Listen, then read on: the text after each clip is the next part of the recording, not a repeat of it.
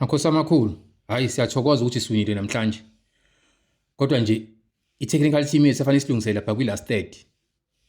Ngoba manje mase befike lapha epalini baya-create impela ama-chance abadlali bethu. Kodwa manje mase befike epalini angazi vele kwenzakaleni bayabhuduzela nje. Ama-chance esiwaluze namhlanje, esiwageje namhlanje, kufanele ngabe siwine ngo-5-0 namhlanje. Kodwa nje into abayenza mase befike lapha kwi-last third angibazi kwenzakalani lapha kubona. Hayi ngeke ucoach bethu afanele basukume impela ba-concentrate lapha kuma-forwards ethu. Attacking midfielders two ama-forward basilungise lesimo. Asikwazi ukuthi singageja amathuba amangaka. Ngeke siyithole phela le league, ngeke siyithole le CAF, ngeke siyithole le Nedbank, ngeke siyithole le Carling Black Label. Sikufuna konke makhosi amakhulu, akukho esingakufuni. So labadlali bethu fanele baphaphame. Coach bethu kanti team fanele iphaphame ilungise lapha kwi-last third. So ku midfield siyaphambili, fanele siye phambili siyokora, singafisi lose amathuba amangaka. Ngoba i-team esidlala nayo izothola ithuba lokudikora. Thina sithola amathuba awu-10.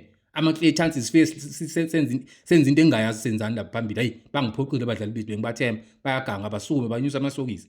Ngeke i-technical team ayisukume ilungise lesimo. Makhosi amakhulu, makhosi for life.